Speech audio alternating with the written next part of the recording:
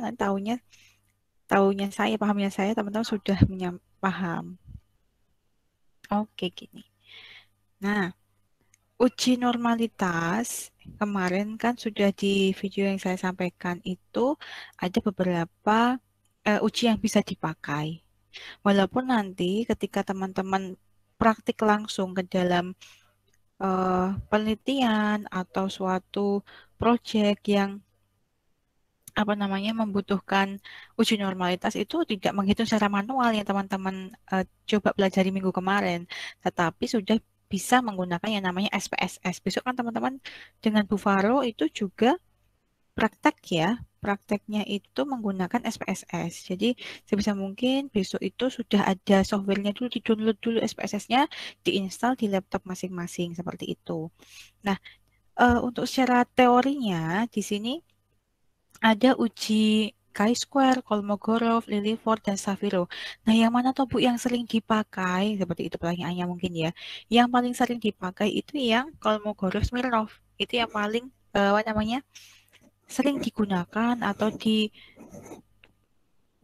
oleh peneliti untuk menguji normalitas data. Kedua adalah yang Saviro-Wilk. Itu masing-masing sebenarnya ada kriteria atau syarat-syaratnya. Nah, di chi-square di sini yang di chi-square mungkin teman-teman sudah membaca, sudah saya orat-orat ya di videonya. Nah, untuk chi-square dia adalah suatu metode normalitas yang mana cirinya itu datanya dibuat berkelompok dulu. Kan kemarin sudah membuat tabel distribusi frekuensi kan? Teman-teman sudah bisa membuat tabelnya. Nah, chi-square ini digunakan ketika data yang kita punya itu dalam bentuk tabel frekuensi. Karena apa? Dia menggunakan frekuensi dari, nah seperti ini. Ini ya kelihatan ya. Saya slideshow aja ya. Nggak ada di sini. Oke. Nah, metode chi-square ini atau metode uji Gartner of Fit ya, yang mana menggunakan nilai observasi dan nilai ekspektasi atau harapannya. Jadi UI itu adalah nilai observasi, EI-nya adalah nilai expected atau harapan. Yang mana dia ini EI-nya diperoleh dari mana? Dia diperoleh dari luasan interval kelas ya, berdasarkan tabel normal yang dikalikan dengan N atau banyaknya data. Seperti itu. Nah, kalau untuk chi-square di sini, ini kalau misalkan kurang jelas boleh di-chat ya. Masuk ke dalam chat. Oke. Nah, di sini persyaratannya dia itu dalam bentuk tabel distribusi frekuensi yang mana nilai N-nya itu datanya lebih dari 30. Seperti itu. Nah, untuk langkah-langkahnya, nah kemarin teman-teman mungkin bingung, hipotesis itu apa ya Bu? Hipotesa atau hipotesis itu adalah suatu asumsi awal, ya. Dia adalah suatu argumen awal kita atau apa namanya pernyataan awal yang mana digunakan untuk menjawab pertanyaan yang akan kita buktikan seperti itu. Jadi misalkan nih, secara hipotesis umpamanya teman-teman mempunyai pertanyaan, apakah kebiasaan merokok itu berpengaruh pada apa namanya terjangkitnya kanker paru. Kan pernah saya sampaikan seperti itu mungkin di awal-awal ya. Nah, untuk hipotesis itu adalah suatu asumsi atau dugaan awal kita yang berdasarkan fakta-fakta atau dari datanya yang mana akan kita buktikan sesuai dengan uji statistik yang sesuai. Nah, di sini kan kita mau membuktikan bahwa data itu normal apa tidak, berdistribusi normal apa tidak, maka hipotesisnya atau asumsi awalnya di sini adalah H0 itu kondisi di mana data itu seragam atau netral, tidak ada perbedaan, dengan kata lain datanya itu normal. Itu di kondisi H0. Jadi teman-teman mendeskripsikan H0-nya data dari misalkan populasi atau sampel apa gitu berdistribusi normal. Sedangkan yang H1 adalah inversnya atau kebalikannya, versusnya, ketika H0 itu kondisi yang seragam, homogen, normal, tidak ada pengaruh, tidak ada perbedaan, maka H1 kebalikannya, yaitu datanya tidak berdistribusi normal, tidak homogen, atau tidak ada pengaruh, tidak ada perbedaan. Itu kondisi di H1. Jadi teman-teman langkah pertama adalah deskripsikan dulu hipotesanya. Setiap kali menyelesaikan menyelesaikan uji statistik, yang pertama adalah deskripsikan dulu hipotesisnya. Yang kedua adalah menentukan taraf signifikannya, juga menjadi pertanyaan kemarin teman-teman yang di kelas sebelumnya. Kita tuh pakai taraf signifikansinya berapa, Bu? Boleh sembarang atau bagaimana? Mungkin juga pertanyaan teman-teman. Nah, taraf signifikan itu apa? Dia adalah standar maksimal dalam mentolerir kesalahan suatu data. Misalkan data yang kita punya ada 100 misalnya begitu.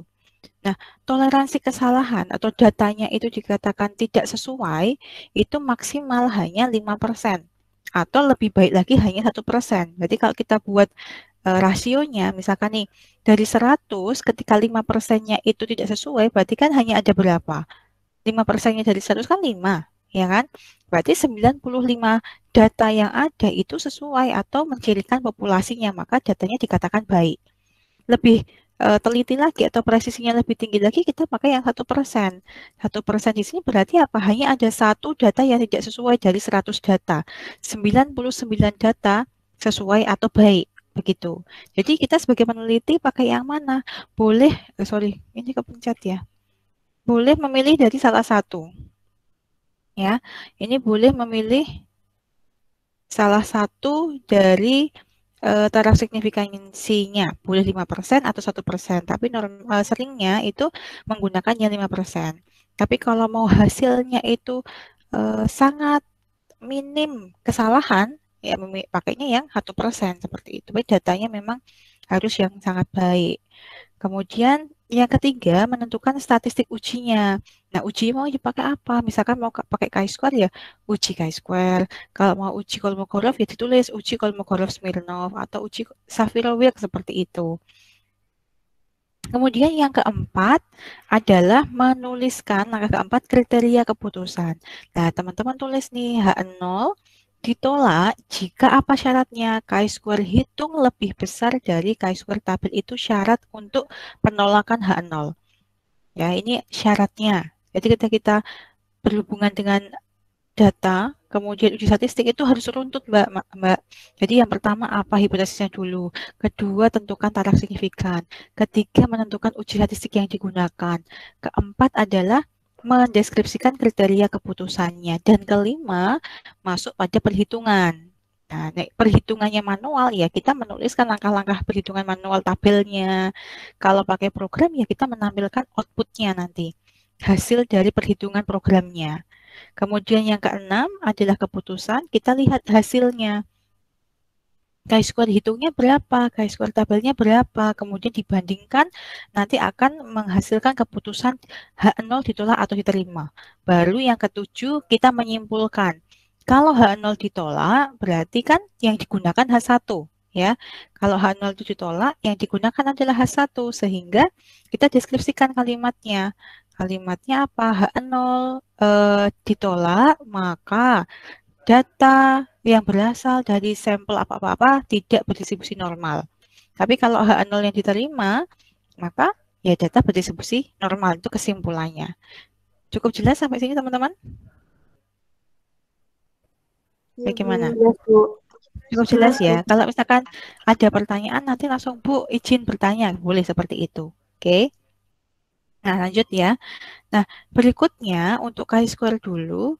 Ini saya menjelaskan yang chi-square dan Kolmogorov saja ya, yang paling sering digunakan secara manual. Kalau untuk uji yang lain itu lebih seringnya langsung menggunakan aplikasi atau program ya. Nah, untuk yang chi-square di sini, katakanlah kita sudah punya tabel frekuensi seperti ini ya, sudah ada kelasnya, sudah ada jumlahan frekuensi tiap kelas dan seterusnya. Nah, langkah-langkahnya apa? Kalau kemarin teman-teman merangkum ya, kita menentukan batas bawah tiap kelas dan juga batas atasnya. Kan masing-masing ini dikurangi 0,5, ini ditambah dengan 0,5 kan? Jadi 139,5 batas bawah kelas pertama dan 144,5 untuk batas atas kelas kedua. Dan seterusnya, ini dilanjutkan. Ada nggak teman-teman yang mau nyoba menggunakan Excel atau ngitung manual? Ada yang nyoba nggak pakai Excel? Belum, Bu. Belum, Bu, masih Belum. manual. Oke, berarti nanti coba per kelompok apa namanya dikirim ke grup ya hasilnya seperti apa biar saya lihat ya hasil perhitungannya perwakilan satu kelompok satu. Nah, kemudian di sini diminta untuk menyelidiki apakah data yang kita punya ini berdistribusi normal apa tidak di mana taraf signifikan yang terpilih adalah 5%. Jadi 5% itu tergantung peneliti atau tergantung permintaan dari persoalannya. Begitu ya. Jadi kalau misalkan teman-teman sebagai peneliti itu milih salah satu 5% atau 1%, tapi jangan lebih dari 5%. Kemudian di sini rata-ratanya sekian, deviasinya sekian. Nah, kelihatan nggak ini? Kurang besar. Nah, untuk perhitungannya itu bagaimana? Oke, di sini boleh sambil dilihat di file yang teman-teman punya mungkin ya. Nah, untuk perhitungannya, saya masuk ke perhitungan ini kan hipotesis sudah, taraf signifikan, kemudian rumus untuk apa namanya uji chi-square. Nah, kemudian ini kita sudah punya batas interval kelas. Kemudian, nah ini sudah bisa nggak menemukan nilai Z-nya dari mana? Sudah menemukan belum? Z1 yang di kelas pertama kan ada dua nilai nih, batas bawah sama batas atas. Sehingga caranya Z itu kan nilai baku. Ya nantinya rencananya kita akan mencari nilai peluangnya berdasarkan tabel Z. Z yang pertama yang batas bawah berarti kan X min X bar dibagi simpangan bakunya. Berarti 139,5 kita kurangkan tadi rata-ratanya berapa? 157,8. Kemudian dibagi dengan simpangan baku atau standar deviasi yaitu 8,09. Ketemulah angka negatif 2,36. Dan seterusnya, caranya sama. Berarti ini yang batas atas 144,5 dikurangi 157,8 dibagi dengan 8,09 ketemunya negatif 1,64. Nah, pertanyaannya, Bu, cara mendapatkan nilai peluangnya ini bagaimana? Teman-teman buka tabel Z. Coba saya tunjukkan tabel Z-nya ya.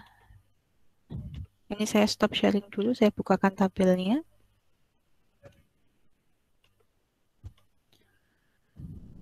Bentar.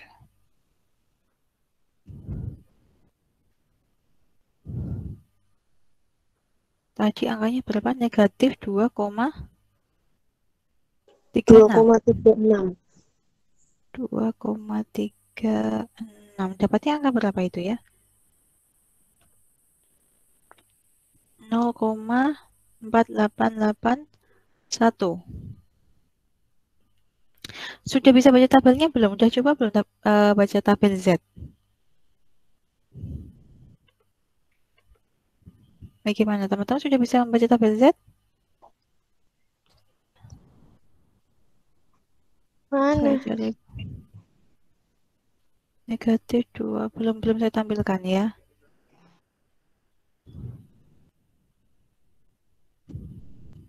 Dua koma tiga mana ya?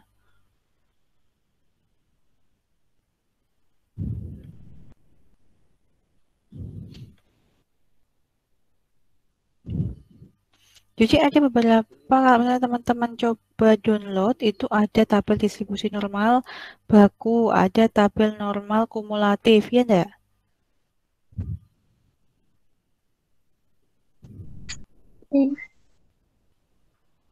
0087 bentar ya.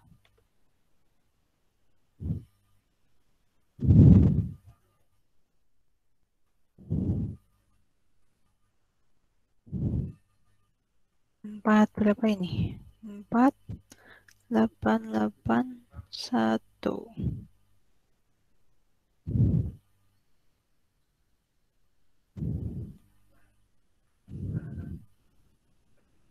Ada yang punya nggak tabel Z? Saya kok belum download ini.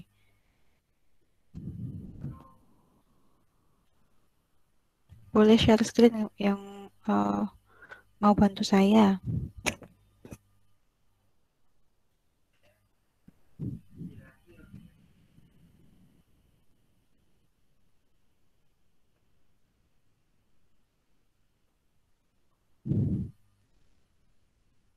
Dua koma tiga enam.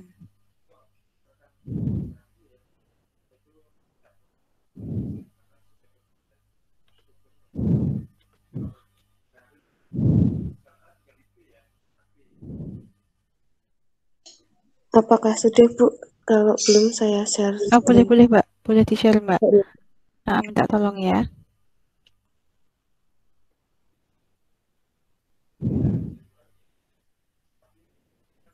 Thank you Mbak Ardina.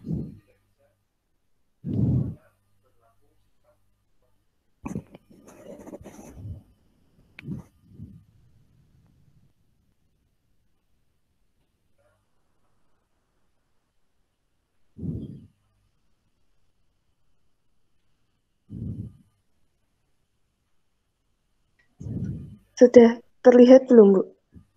Belum. Yang file PDF-nya belum terlihat. Tapi Mbak Ardina udah nge-share cuma belum kelihatan layar apa yang tabelnya.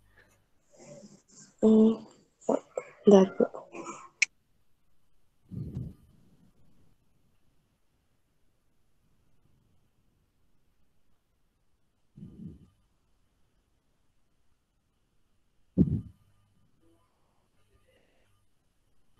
Nah, geser ke slide yang itu satunya.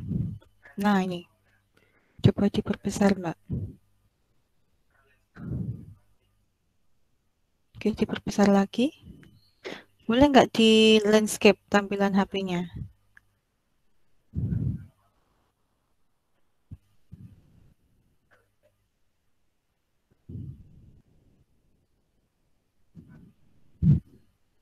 Oke, ini ya. 2, kan negatif 2,36 tadi.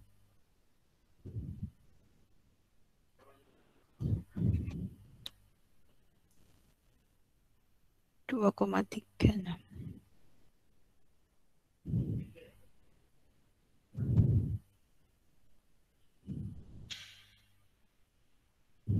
Mana ya?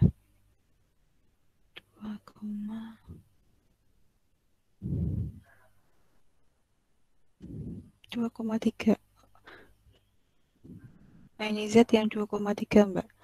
Yang distribusi Z 0 sampai A ini geser ke bawah yang 2,3. Kolom pertamanya 2,3, geser ke samping itu yang 0,06 kan. 2,3, 0,06 itu sekitar 0,4909 harusnya ini. Teman-teman kelihatan enggak? Jadi cara bacanya kita kolom pertama cek angkanya berapa. Bu, ini positif, padahal yang kita mau cari negatif. Kalau dia distribusi normal, baik negatif ataupun positif itu eh, luasnya sama. Dalam artian ini kan di atas apa namanya geser ke atas sedikit ada grafiknya kan, ada kurvanya tadi coba naik. Nah ini ada kurvanya kan 0 sampai Z. Ini kan positif posisinya, katakanlah 2,36. Berarti 0 sampai 2,36 itu adalah yang namanya luasnya. Nah, kalau kita negatif kan kirinya juga besarannya sama. Paham tidak maksud saya? Kalau kita gambarkan kurvanya, daerahnya yang diarsir abu-abu ini besarannya sama baik dia positif maupun negatif. Jadi ketika teman-teman nanti mau mencari Bu negatif tapi saya dapatnya tabel normal yang 0 sampai Z yang positif, tidak apa-apa, ukurannya sebenarnya sama luasannya. Jadi kita di kolom pertama yang kolom Z itu cek angkanya berapa. Misalkan 1,58 berarti cari ke bawah 1,5 geser ke kanan 0,08. Tapi kan kita mau mencari 2,36. Berarti 2,3 di sini ya. Ke bawah 2,3 geser ke kanan cek yang kolom 0,06 yaitu 0,4909. Berarti saya tadi tabel yang ini agak keliru. Pembulatannya sebenarnya sama ya.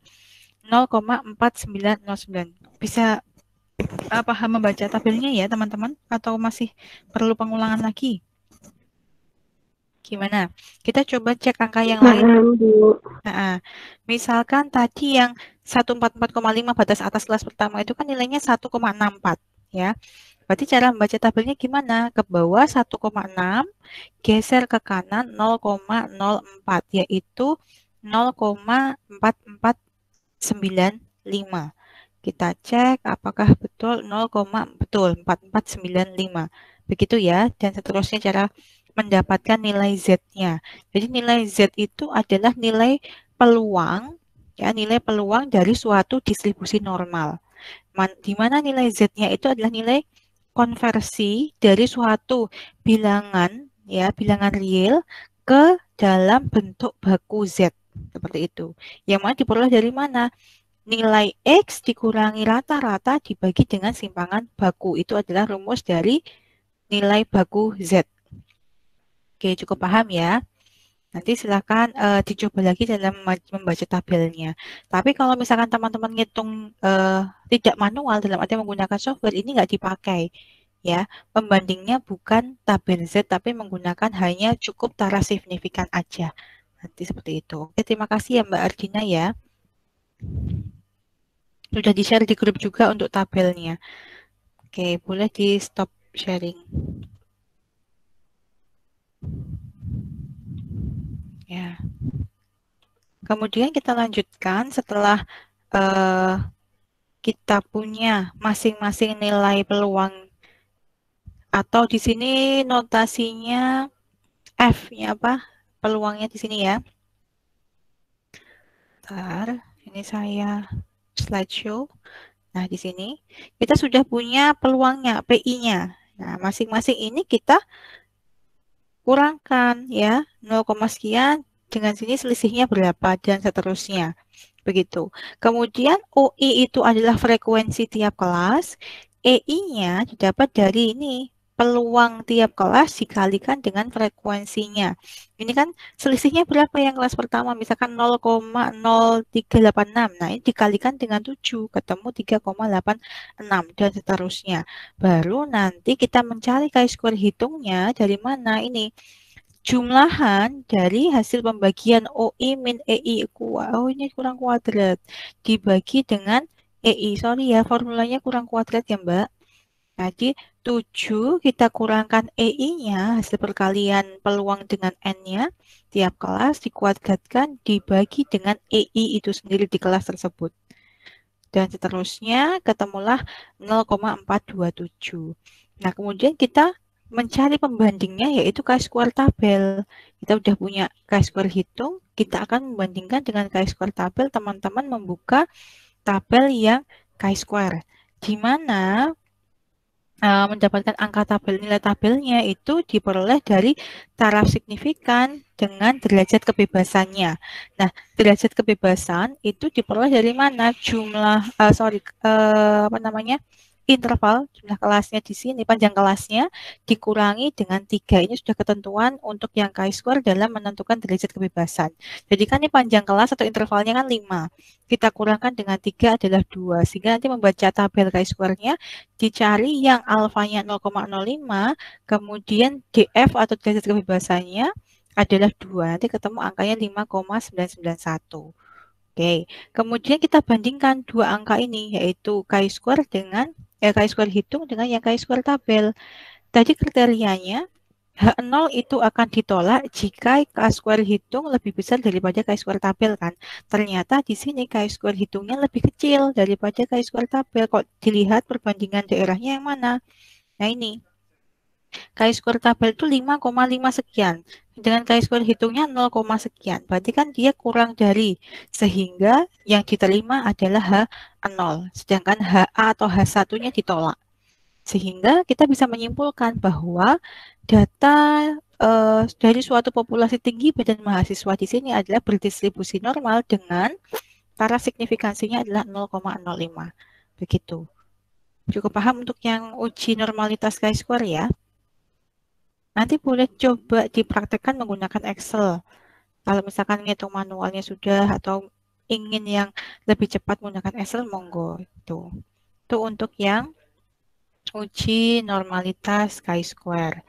Nah, kemudian untuk yang Kolmogorov di sini, mungkin teman-teman juga agak sedikit cara mencari FT-nya, FS-nya itu bagaimana ya, Bu? Nah, sekarang kita perhatikan bedanya apa dengan yang chi-square.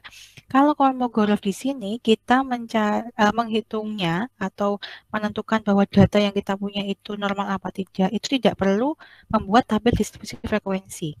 Jadi datanya dalam bentuk data tunggal. Misalkan ada 50 data, ya kita rinci ada 50 data.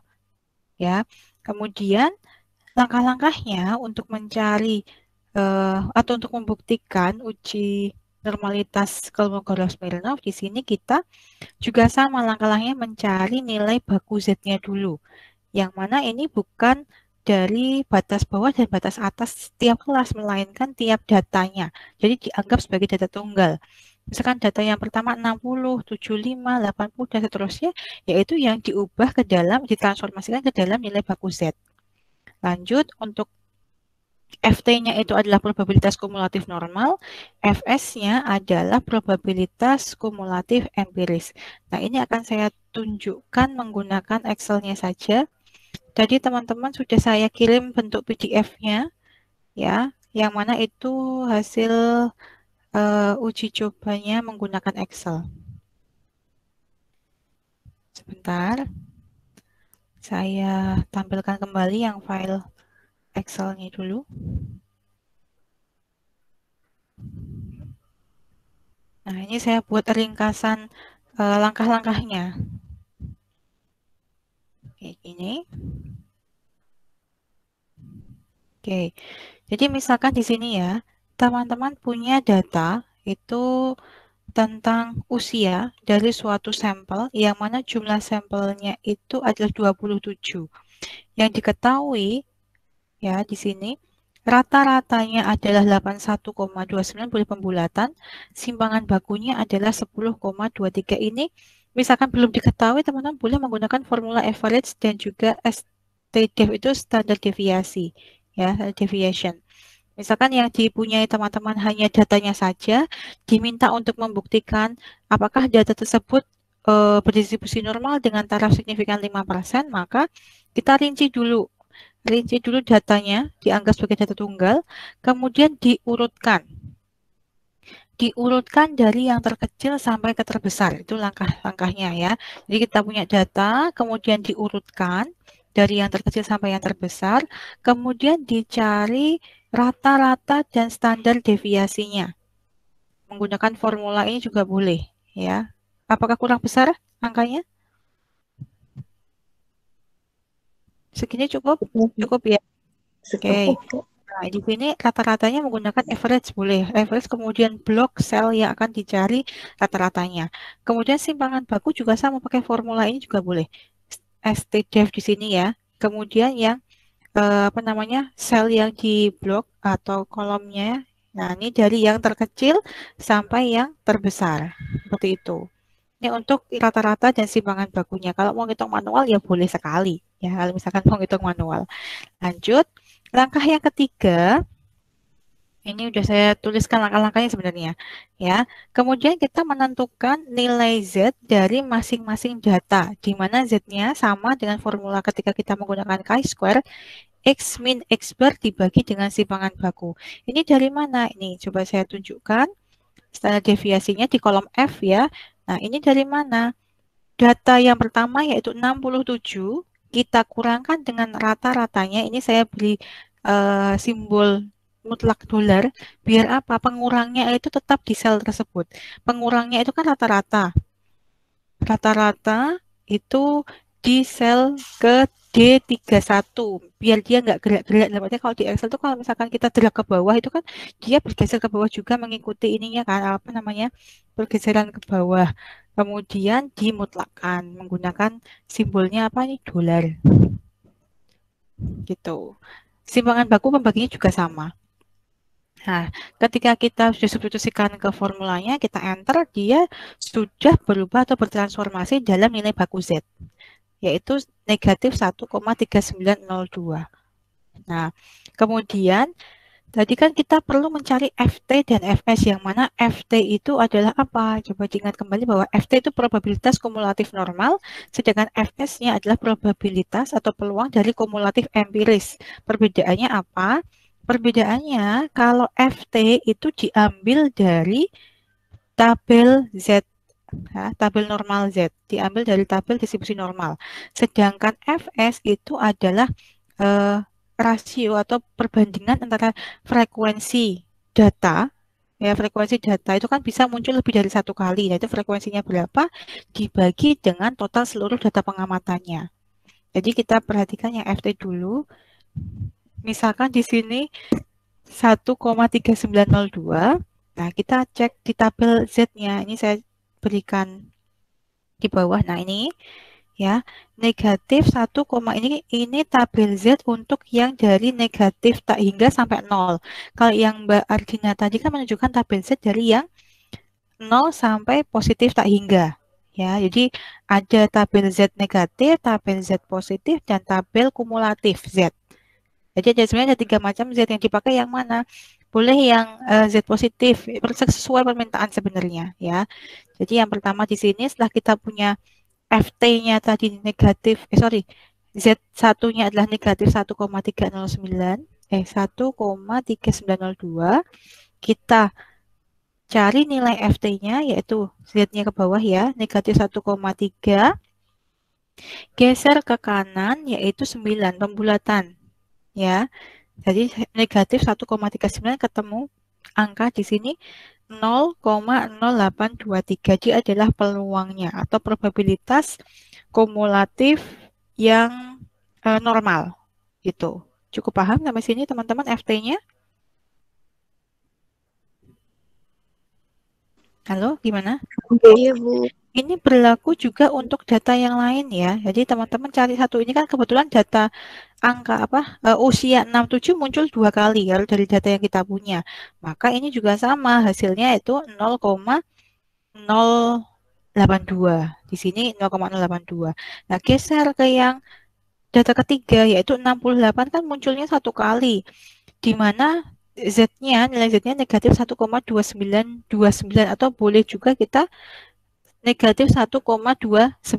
Nah, negatif 1,29, negatif 1,2, geser ke kanan itu ke kolom yang 9, yaitu ini, ketutupan nih. 0,0 sekian lah, nanti coba dicek di tabelnya. Nah, itu dan seterusnya dicari masing-masing. Begitu. Sebenarnya ada formulanya ketika kita mau mentransformasi dari Z ke normal. Itu kalau nggak salah menggunakan norm dis. Kalau nggak salah ya. X-nya sekian, kemudian standar deviasi dan rata-rata. Ini rata-rata, titik 2 standar deviasi. Nah, ini kumulatif. Ya, kumulatifnya diisi 1. Karena kita mau yang mass apa yang kumulatif. Misalkan mass ya yang probability mass function. Misalnya gini. Nah, ini kan sama nggak dengan angka yang di tabel? Ini berapa ya? Kok nggak kelihatan? 00985 ya. Bentar.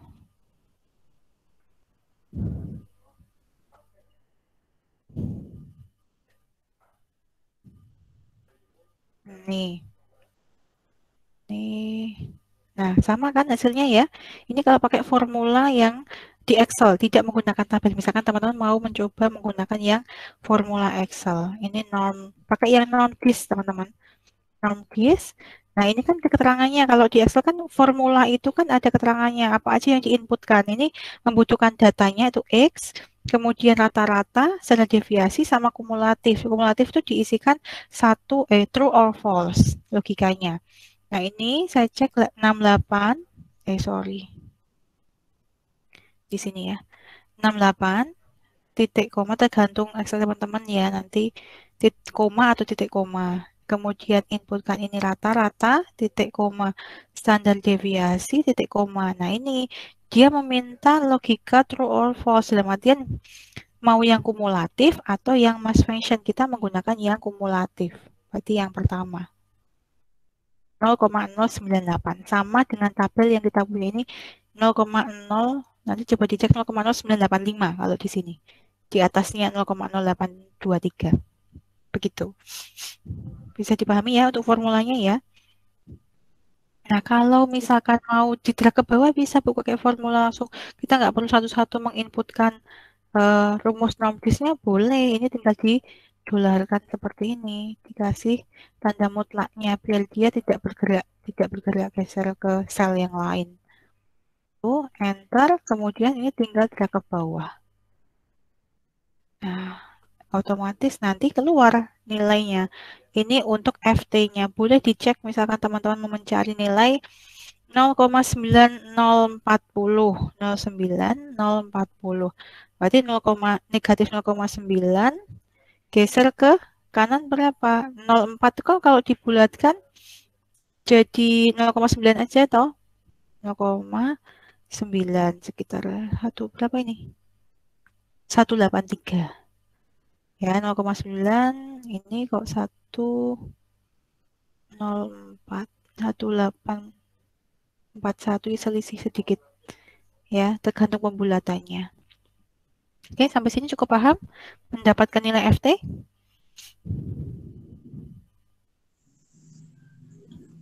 Oke, lanjut. Lanjut, Bu. Untuk FS di sini, ini tak geser dulu lah. Nah, untuk FS-nya, FS itu didapat dari mana? Dia didapat dari tadi ya rasio antara jumlah data dengan jumlah data tiap data di sini dibagi dengan total keseluruhan. Maksudnya apa? Jumlah data masing-masing nilai. 67 itu kan munculnya 2 kali. Berarti ini kan 2. Sedangkan 68 kan 1, 69 1, 70 berapa? 2, dan seterusnya. 72 ada 2, 77 ada 2, 78 ada 4, dan seterusnya ya teman-teman. Ini silahkan dicek frekuensi tiap nilai itu berapa.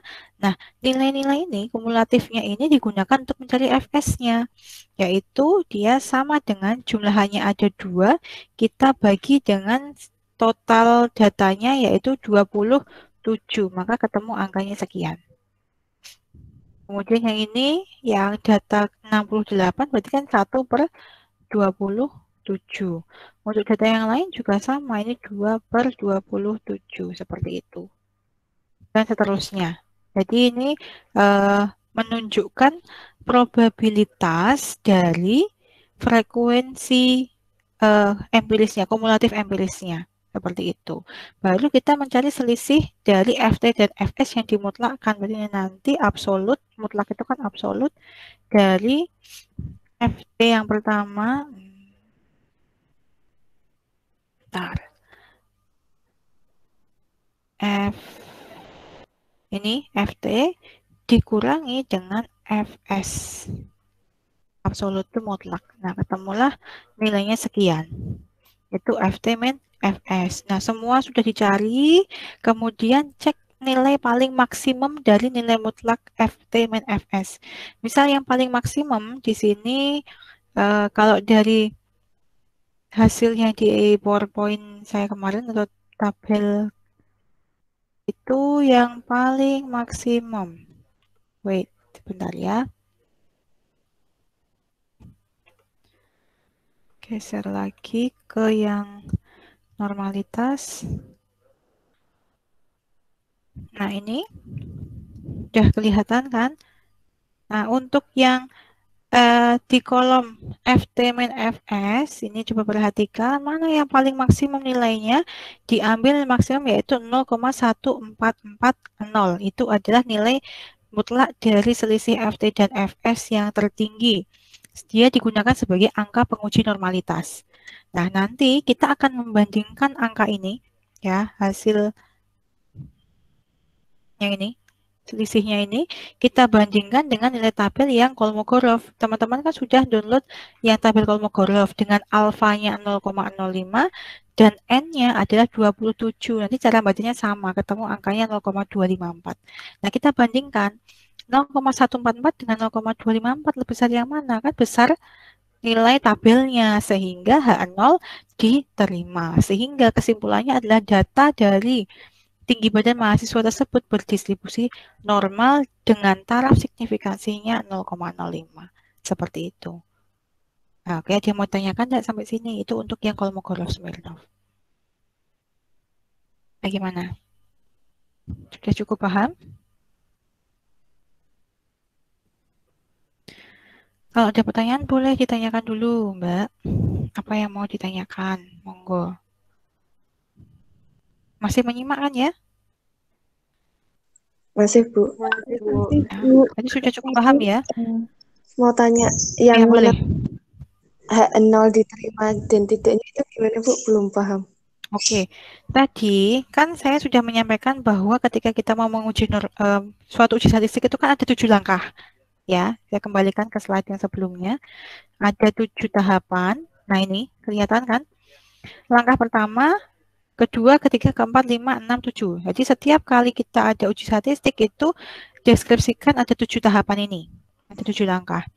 Untuk kriteria keputusan, H0 ditolak jika nilai hitung kita, perhitungan kita lebih besar daripada nilai tabelnya. Itu yang jadi patokan atau standar dalam kita menolak atau menerima hipotesis awalnya. Nah, kalau di Kolmogorov di sini kita melihat dari chi-square nilai hitung tuh yang mana? Nilai hitung itu yang diambil dari nilai maksimumnya. Jadi setiap uji statistik itu beda-beda ya nilai hitungnya sesuai kebutuhannya. Nah, ini nilai hitung yang Kolmogorov kan 0,144 karena diambil yang paling maksimum. Nilai yang paling besar yaitu 0,144. Kemudian kita bandingkan dengan nilai tabelnya. 0,144 dengan 0,254. Ini nilai hitung ya, ini nilai hitungnya. Ini nilai tabelnya. Nilai tabel. Nah, tandanya bagaimana? Ini kan lebih besar kan? Sorry. Ini harus dihapus nih. Benar. Salah. Kurang dari eraser. Nah, ini kan harusnya tandanya gini kan? Nilai hitung kurang dari nilai tabel. Oke, sampai sini cukup paham ya. Nah, kalau dia itu kurang dari nilai tabel, maka H0 diterima. Karena apa? Tadi kriterianya H0 itu ditolak jika, ini syarat pastinya, yaitu nilai hitungnya lebih besar daripada nilai tabel. Ternyata ini kan kurang, berarti H0 tidak ditolak, dalam artian H0 diterima. Begitu? Gimana Mbak, cukup paham? Cukup, Bu. Terima kasih. Kalau yang chi-square hitung tadi, misalnya kita menggunakan uji chi-square, kita juga membandingkan nilai chi-square hitung dengan nilai chi-square yang tabel. Kalau ini lebih besar nilai hitungnya, maka H0 ditolak. Tetapi kalau chi-square hitung itu kurang dari chi-square tabel, maka H0 diapakan? Diterima. Nah, kalau diterima yang mana ya? Kita pilih yang diterima yang mana. Kalau H0 yang diterima berarti nanti kesimpulannya yang dipakai ya kalimat yang pada H0. Tapi kalau H1 yang diterima atau H0 ditolak yang dipakai yang mana? H1-nya. Jadi kesimpulannya sesuai dengan pernyataan yang ada pada masing-masing hipotesis. Begitu ya. Clear? Ada lagi? Cukup, Bu. Cukup. Yang lainnya bagaimana?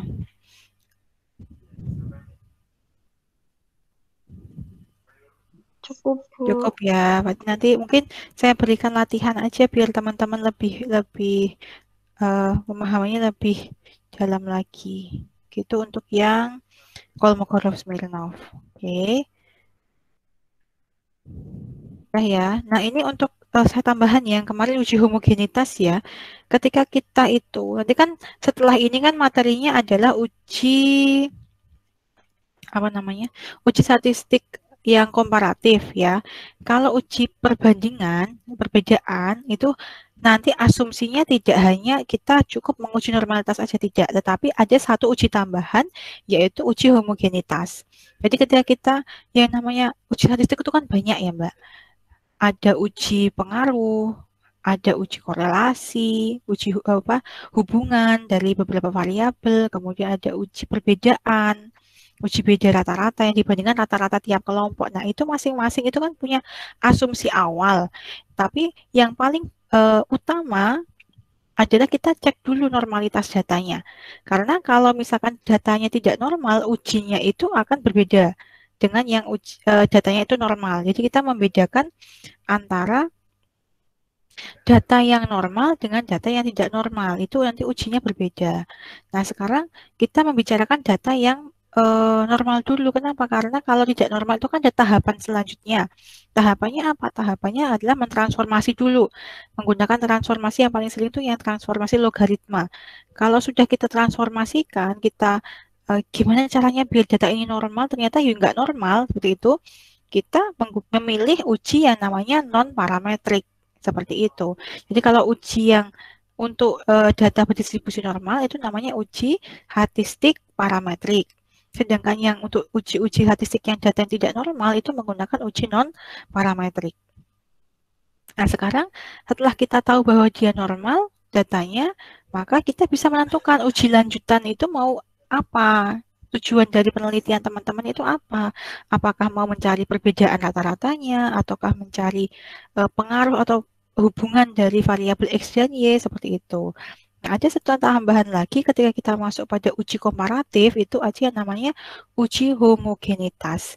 Dia tujuannya untuk mengetahui bahwa variansi-variansi dari beberapa kelompok ini homogen apa tidak, sama apa tidak. Karena apa? Kalau dia heterogen, otomatis variansinya kan besar. Nah, kalau variansinya besar itu menyebabkan apa? Menyebabkan nanti keputusan atau kesimpulan kita itu tidak valid begitu. Jadi salah satu asumsinya dia homogen atau tidak bisa menggunakan uji homogenitas variansi dengan cara membandingkan antara variansi terbesar dengan variansi yang terkecil dari kelompok yang kita punya. Tuh. Jadi misalkan ada dua kelompok. Misalkan teman-teman ini mau mengetahui ada dua kelompok ya, misalkan dua kelompok yang satu menggunakan katakanlah obat diet tertentu, katakan gitu. Kelompok yang kedua itu tidak menggunakan obat diet, tapi dengan pola makan yang sama. Adakah perbedaan berat badan nih antara kelompok satu dengan kelompok yang kedua? Nah, kita kan ingin mengetahui sebenarnya obat diet ini apakah signifikan nggak ya dengan penurunan berat badan dari sampel yang kita punya.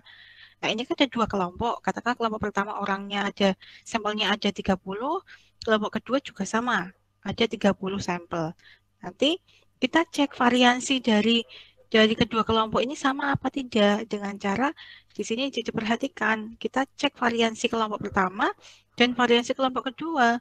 Kemudian kita bandingkan mana yang paling besar dari variansi kelompok satu dan kelompok dua.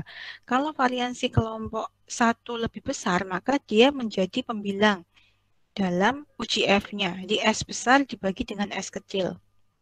Jadi variansi terbesar dibandingkan dengan variansi terkecil. Nanti akan ketemu nilai F-nya. Ya. Ini F hitungnya. Nanti kita bandingkan dengan F tabel. Sekali lagi teman-teman perlu mencari yang namanya tabel F. Karena di statistik itu kan ada uji T, uji F, uji Z, uji chi-square, uji kelompok korelasi itu ada tabelnya masing-masing. Seperti itu. Itu yang uji homogenitas. Oke, ini untuk yang uji normalitas data. Begitu. Lanjut ya.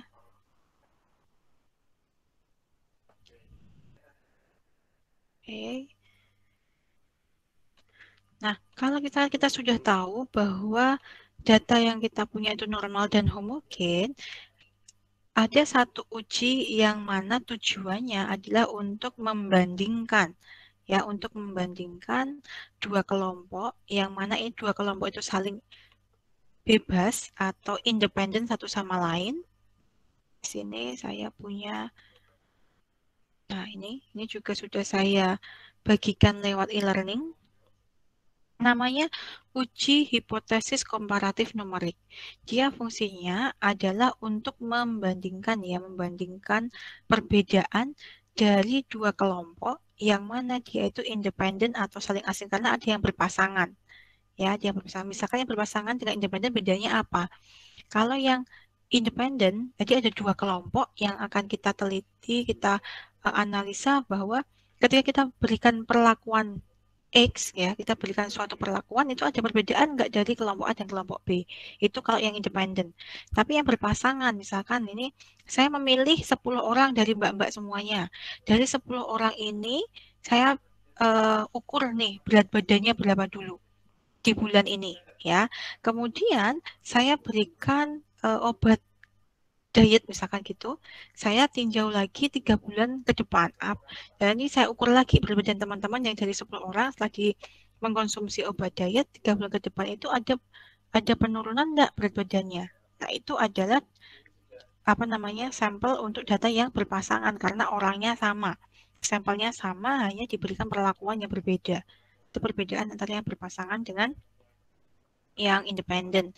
Nah, hipotesis saya sampaikan lagi adalah merupakan suatu pernyataan tentang parameter suatu populasi, yang mana uji hipotesis itu punya tujuan untuk mengetahui apakah data dari sampel yang ada itu sudah cukup kuat atau belum dalam menggambarkan populasinya, atau bisa nggak suatu apa namanya sampel ini dilakukan generalisasi tentang populasi berdasarkan hasil sampelnya. Yang mana ciri dari hipotesis, saya ulangi lagi, ciri dari hipotesis yang pertama adalah dia itu dinyatakan dalam bentuk pernyataan, bukan pertanyaan atau kalimat tanya. Jadi hipotesis itu dalam suatu pernyataan. Yang kedua, hipotesis itu harus diperoleh, harus ditumbuh dari ilmu pengetahuan yang jadi kita mengambil tema apa ini, permasalahannya apa ini, itu yang diambil dari sesuatu yang kita teliti, hipotesisnya. Kemudian yang ketiga adalah hipotesis itu dapat diujikan. Dapat diuji dalam artian di sini mengandung atau terdiri dari variabel-variabel yang dapat diukur dan dapat dibanding-bandingkan. Ya, karena takutnya kalau misalkan tidak terukur, ini hasilnya nanti adalah subjektif, tidak objektif seperti itu. Dan yang keempat adalah hipotesis ini harus sederhana dan terbatas. Ya, harus terbatas dan sederhana yang mana tidak menimbulkan kerancuan atau ambigu ya di sini, serta luas, tidak terlalu luas sifatnya. Itu adalah 4 ciri dari hipotesis begitu. Yang mana tujuannya ini ya, tujuannya untuk mengetahui apakah data dari sampel sudah cukup kuat untuk menggambarkan populasinya. Itu adalah tujuan dari uji hipotesis. Nah, untuk pengujian uji hipotesis ini dapat dilakukan dalam beberapa tahapan. Tadi sudah saya sampaikan, yang pertama adalah menentukan H0, H1, kemudian menentukan taraf signifikan, lalu uji statistiknya, kemudian kriteria keputusan, ya, kemudian masuk ke perhitungan, keputusan, baru kesimpulan. Nah, yang membedakan dengan yang uji sebelumnya itu kan uji normalitas. Kalau sekarang kita masuk ke penentuan uji satu sisi atau dua sisi dari uji beda rata-rata atau uji komparatif. Nah, di sini ujinya ada dua macam ya, satu sisi atau dua sisi. Kalau yang uji dua sisi itu maksudnya apa? Pernyataannya H0 dan H1 mengandung tanda pertidaksamaan. Jadi misalkan rata-rata kelas 1 tidak sama dengan rata-rata kelas yang kedua. Ini bisa tak gambar-gambar nggak? Ada nggak ya?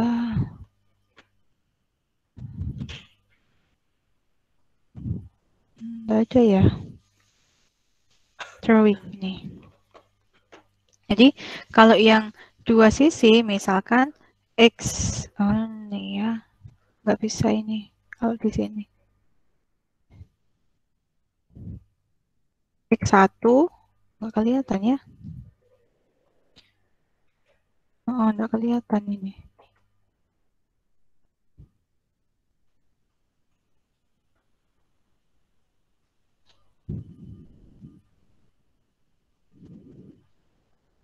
Ya, nggak mau ya Mbak di PDF.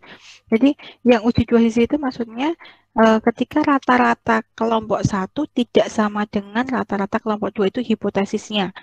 Jadi bisa jadi hipotesis itu ya di sini tidak sama dengan atau yang satu sisi kurang dari dan lebih dari. Seperti itu. Itu untuk ujinya ya. Nah, untuk uji hipotesis yang komparatif di sini ada yang independen atau tidak berpasangan dengan yang berpasangan atau per berpasangan. Jadi yang tidak berpasangan itu diklasifikasikan lagi berdasarkan jumlah kelompoknya. Kalau dia hanya dua kelompok dan lebih dari dua kelompok itu bagaimana? Kalau dua kelompok saja yang dibandingkan itu menggunakan uji T, Independent Sample T-Test namanya. Itu jika asumsi normalitas terpenuhi. Tetapi jika tidak terpenuhi asumsi normalitas, maka nama ujinya menggunakan yang uji Mann-Whitney. Kemudian kalau yang independen lebih dari dua kelompok, ya, yang jika dia normal datanya menggunakan uji one way ANOVA namanya. Tapi kalau tidak normal menggunakan uji Kruskal-Wallis. Itu yang tidak berpasangan atau yang independent sample t-test. Sedangkan yang berpasangan di sini, jika dia hanya dua kelompok dan dia normal, maka dinamakan uji T berpasangan atau paired sample t-test. Sedangkan kalau jika dia tidak normal, menggunakan uji namanya Wilcoxon. Oke. Lebih dari tiga kelompok, bagaimana? Di sini namanya repeated ANOVA untuk yang asumsi normalitas terpenuhi. Sedangkan yang tidak normal menggunakan namanya uji Friedman. Nah, ini macam ujinya. Sudah mulai agak kompleks ya ini ya. Tidak hanya normalitas dan homogenitas, tetapi teman-teman lanjut ke uji statistik yang dibutuhkan sesuai dengan permasalahannya yang akan diangkat. Begitu. Nah, uji hipotesis komparatif. Kalau uji hipotesis komparatif perbandingan, di sini tujuannya adalah untuk mengetahui ada tidaknya perbedaan antara sampel yang satu dengan yang lainnya. Nah, ini tadi saya sampaikan kan kelompoknya bisa berpasangan atau independen, begitu.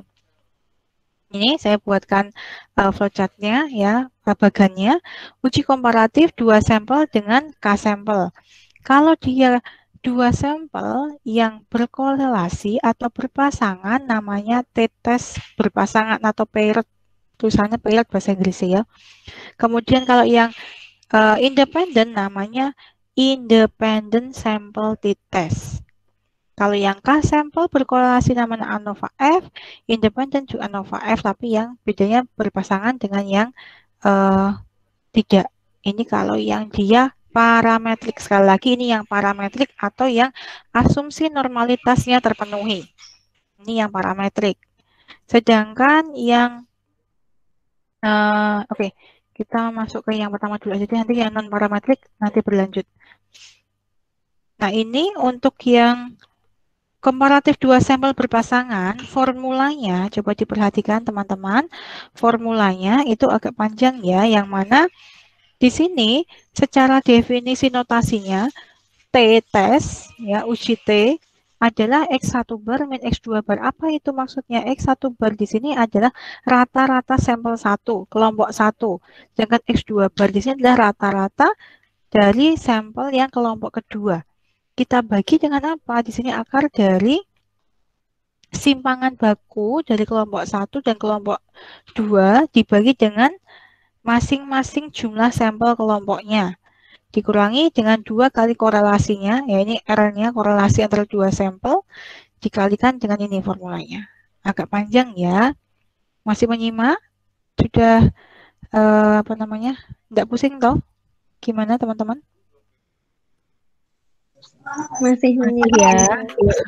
Besok berarti harus sarapan dulu biar nggak lemes ya. Oke, formulanya agak panjang ini ya. Untuk yang dicek ini komparatif dua sampel yang berpasangan. Ini yang berpasangan, oke. Jadi harus dibedakan antara yang berpasangan dengan yang independen. Nah, Nanti pembandingnya bagaimana kalau dua sampel yang berkorelasi kita sama ya, apa namanya, kriteria keputusannya itu selalu nilai hitung kita bandingkan dengan nilai tabelnya. Jika dia kurang dari nilai tabelnya atau nilai hitungnya kurang dari nilai tabel, H0 diterima. Itu selalu yang teman-teman pegang sebagai pedoman dalam penerimaan atau penolakan H0. Jadi nilai hitung kita bandingkan dengan nilai tabel. Yang membedakan adalah cara mendapatkan nilai hitungnya itu kan beda-beda setiap ujinya. Ya, untuk derajat kebebasannya untuk mendapatkan nilai tabelnya adalah jumlahan kelompok 1 ditambah jumlahan kelompok 2, ini totalnya berapa, dikurangi dengan 2, itu yang namanya derajat kebebasannya. Oke, contoh. Ya, ini untuk contohnya, biar teman-teman lebih real penggunaan formulanya bagaimana. Dilakukan penelitian untuk mengetahui ada tidaknya perbedaan nilai metodologi penelitian mahasiswa sebelum dan setelah diajarkan mata kuliah statistik gizi, yang mana diambil 20 sampel mahasiswa sebelum dan setelah diberikan mata kuliah statistik gizi. Maksudnya gini, kita mau mengetahui ada nggak ya perbedaan antara mahasiswa yang pernah mendapatkan mata kuliah statistik gizi dengan nilai metodologi penelitian. Karena apa? Nanti ketika teman-teman itu skripsi, tugas akhir, dan itu kuantitatif datanya, bisa jadi kan perlu uji statistiknya untuk mengetahui perbedaan sebelum dengan setelah percobaan atau penelitian. Nah, kalau diperhatikan dari permasalahan ini, berarti hipotesisnya H0 itu kondisi tidak ada perbedaan. Kondisi dia netral, homogen, sama semua kondisinya ya. Berarti H0-nya dideskripsikan sebagai tidak ada perbedaan nilai metodologi mahasiswa sebelum dan setelah diberikan mata kuliah statistik gizi. Sedangkan H1-nya adalah versusnya atau inversnya, ada perbedaan nilainya. Nah, itu adalah deskripsi dari H0 dengan H1. Diambil dari persoalan yang kita punya berdasarkan apa namanya? Ini yang sedang kita teliti, ya. Kemudian kalau ini untuk yang berkorelasi ya, atau juga di sini ada contoh yang lain. Misalkan saya sudah menyampaikan tadi ya, produsen obat diet ingin mengetahui apakah obat yang diproduksinya mempunyai efek terhadap penurunan berat badan konsumen, yang mana sampelnya terdiri dari 10 orang, yang masing-masing sudah diukur berat badannya, kemudian setelah sebulan minum obat tersebut kembali diukur beratnya. Nah, ujilah pada taraf misalkan ini ya, kita ingin 10%, tapi baiknya itu nanti teman-teman mohon dicoba untuk yang 5%. Ini saya menunjukkan yang 10%, padahal kalau untuk penelitian realnya itu jarang yang mengambil taraf signifikan 10%. Nah, apakah obat itu berpengaruh terhadap penurunan berat badan sampel atau tidak? Nah, H0 dan H1-nya diambil berdasarkan tujuan penelitiannya. Kan ingin mengetahui ada apa tidak ya perbedaan berat badan antara yang sudah ya dengan apa namanya setelah sebulan mengkonsumsi obat diet. Tadi H0-nya obat diet tidak berpengaruh terhadap penurunan berat badan. H1 kebalikannya, obat diet berpengaruh terhadap berat badan. Nah, kita punya datanya sebelum dan sesudah. Ini sebelum itu data awal. Teman-teman sebelum mengkonsumsi obat diet ditimbang C. Kemudian setelah sebulan ditimbang lagi. Itu data sesudahnya.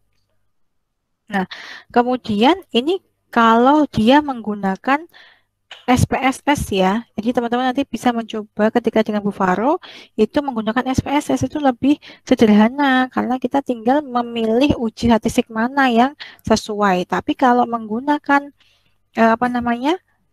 Menggunakan formula yang tadi, yang ini. Nah, teman-teman boleh menggunakan Excel dalam menyelesaikan perhitungannya. Kalau misalkan manual terlalu kompleks hitungannya terlalu ini ya, banyak boleh menggunakan Excel. Yang mana yang diinputkan datanya adalah yang ini, masuk ke Excel. Perlu diuji apa sama-sama nggak? Gimana? Mau mencoba sendiri atau kita kerjakan sama-sama dulu? Sama-sama dulu, Bu. Oke. Ini sambil Ditulis juga boleh ya teman-teman kan. Apa namanya? Ada resumenya juga. Bentar ya.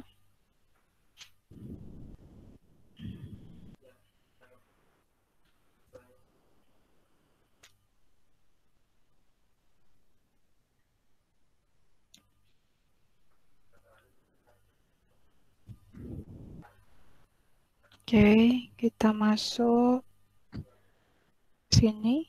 Nah, ini kayak saya belum menginputkan datanya, berarti kita inputkan dulu datanya ya. Ini nomor, kemudian tadi data sebelum, data sesudah, atau boleh dibuat kelompok X1 dan X2.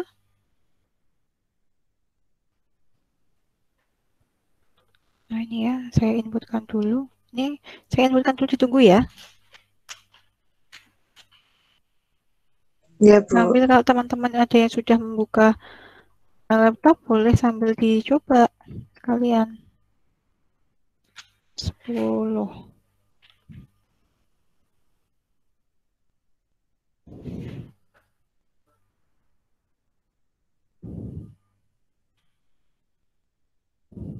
Kita sudah berapa megabyte nih teman-teman? Setiap kuliah apakah Google Meet terus teman-teman semuanya nih? Kebanyakan bagaimana? Ya, Bu. Beda-beda, Bu. Beda. Google Meet, pakai WA Group, video juga ada. YouTube juga, Bu. YouTube juga. Berapa mata kuliah semester ini? 10. Ya. Mata kuliahnya semesternya ada berapa? 10. Iya, Bu. Iya, 10.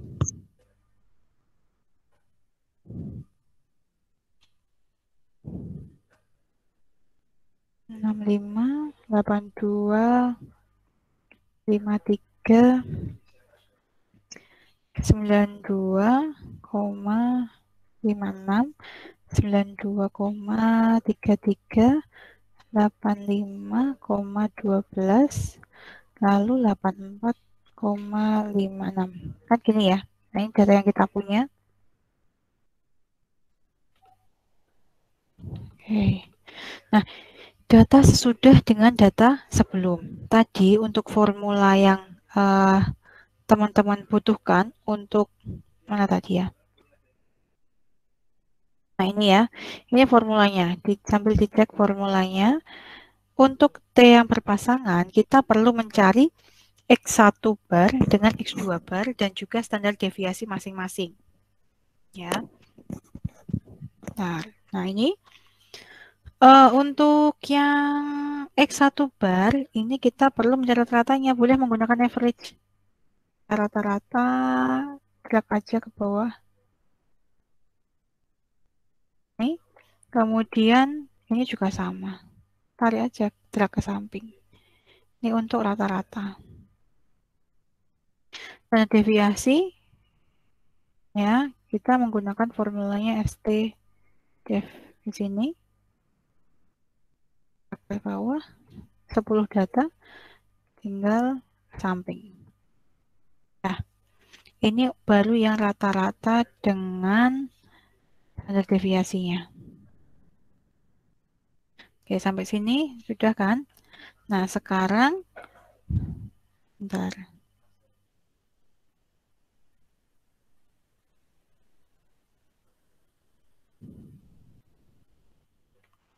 Bentar ya. Lanjut. Nah, kita kan sudah punya X1, X2. Oh, ini yang dicari adalah variansinya. Kalau variansi berarti tinggal dikuadratkan. Ini variansi atau X kuadrat. Ini juga boleh menggunakan formula var ya. Yang apa namanya? Misalkan ini var. Variansi dari 10 data. Ini. Sorry. Atau juga boleh standar deviasi yang dipangkatkan 2. Kan sama tuh hasilnya. Boleh salah satu. Kalau kita sudah punya standar deviasi ya tinggal dikalikan, pangkatkan 2 aja.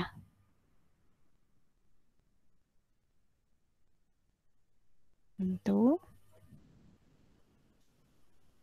Dah, yang berikutnya adalah, oh kita harus mencari korelasi dua sampel ini belum saya masukkan formulanya ya, yang R-nya. Sebentar.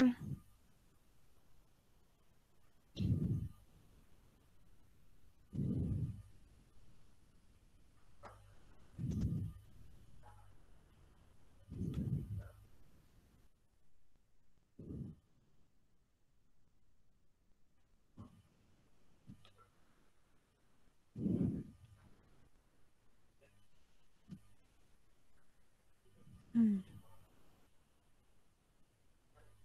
bentar ya. Nah, ini coba saya carikan dulu untuk yang formula R-nya.